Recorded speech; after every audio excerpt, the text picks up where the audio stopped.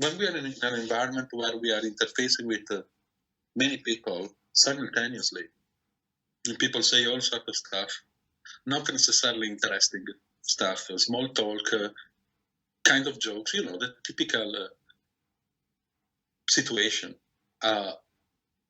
We don't actually have the time to think because there is no silence, and we don't actually have the opportunity to take our time.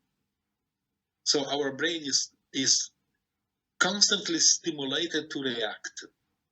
And also because culturally we are conditioned in a way that we have to say something for the sake of saying something. Mm-hmm. So, for example, when we engage in small talk with somebody, usually the average person, or actually almost everybody, we do not remain silent because there is no purpose of listening. Really, we are not interested in really what the person is saying, but we don't want to be mean. We don't want to look maybe arrogant. We don't want to look weird. So there is no actual listening. Often we are talking with people, we don't even listen to what they're saying because we are maybe busy in our personal and different thought processes or pictures, or mental pictures. So all of that is actual noise. So particularly nowadays, we have so much information overload.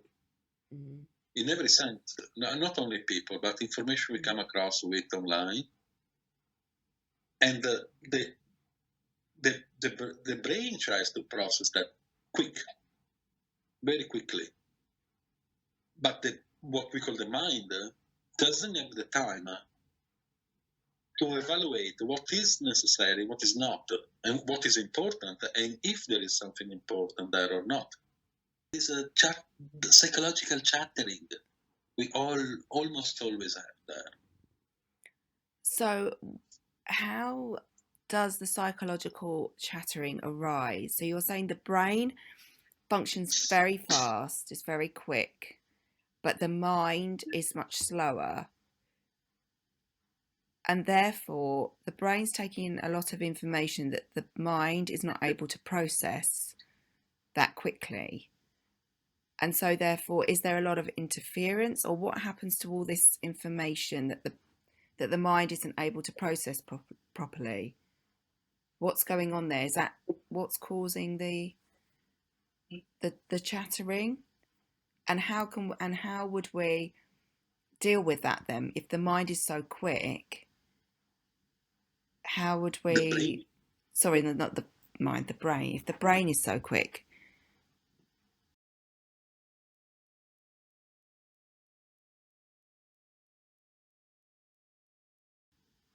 But we don't have any kind of training or educational training whatsoever aimed at well, first of all, first of all, acknowledging this problem, valuing the relevance of dealing with the problem, not fixing the problem because we can't, but dealing with the problem reasonably. We don't have any training. Now, it's not a brain problem, I repeat. The brain that we have the same brain we had 5,000 years ago. And it's a wonderful machine. And it is actually good that the brain processes information quickly, because without that we will not be able to survive